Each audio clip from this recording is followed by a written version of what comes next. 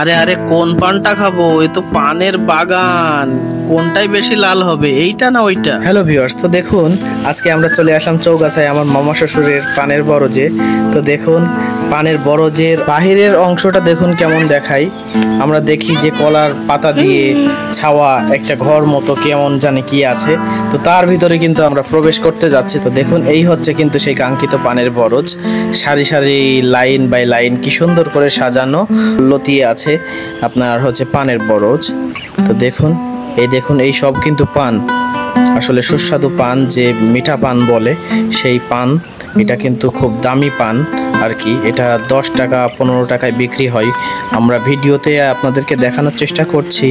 এটা কিন্তু অনেক বড় বড় পাতা আর কি আমরা দেখছি, মানে খুবই সুস্বাদু পান এটা।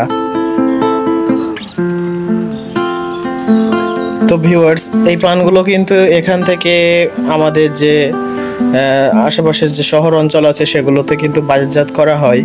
তো দেখুন আমরা সাধারণত বরিশাল এলাকায় পানের বরজগুলো দেখে থাকি, বা হচ্ছে বিভিন্ন অঞ্চল থাকে, বরিশাল, বরগুনা, ভোলা অঞ্চল, বা যেখানে পানের বরজ চাষ হয়, কুষ্টিয়া, ঝিনাইদহ, সেখানেও কিন্তু পানের বরজ চাষ হয়। তার পাশাপাশি কিন্তু আমরা দেখছি চৌগাছাতেও কিন্তু পানের বরজ বা ভুট্টা চাষ, বা হচ্ছে আপনার ড্রাগন ফল বা পটল বা বিভিন্ন সবজি দ্রব্যাদি কিন্তু এখানে চাষ হয় আপনার হচ্ছে ঝিনাইদহ বা হচ্ছে চৌগাছাতে।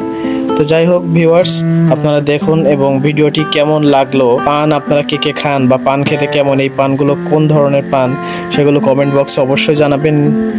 আর হচ্ছে দেখুন পানগুলো কিন্তু একদম কচি পান, ঠিক আছে। পানের এই যে গোড়া দেখুন, গোড়া কিন্তু এইগুলো আমরা যে মেটে আলু গাছ বা বিভিন্ন যে লতা পাতা ধরনের গাছ থাকে সেই ধরনের কিন্তু গাছ। এটা একটা করে খুঁটি দেওয়া, একটা করে পাটকাঠি দিয়ে হচ্ছে বা কঞ্চি দিয়ে তার সাথে করে এগুলো সেই মেটে আলু গাছের মতো করে এগুলো উপরে লতায় করে যায়, সেইভাবে কিন্তু দেয়া হয়েছে, লতায় গিয়েছে। তো ভিউয়ার্স, এই ছিল আজকে। তো ভিডিওটি ভালো লাগলে লাইক, শেয়ার এবং কমেন্ট করতে ভুলবেন না। ইনশাআল্লাহ আবার দেখা হবে। আল্লাহ হাফেজ, আসসালামু আলাইকুম।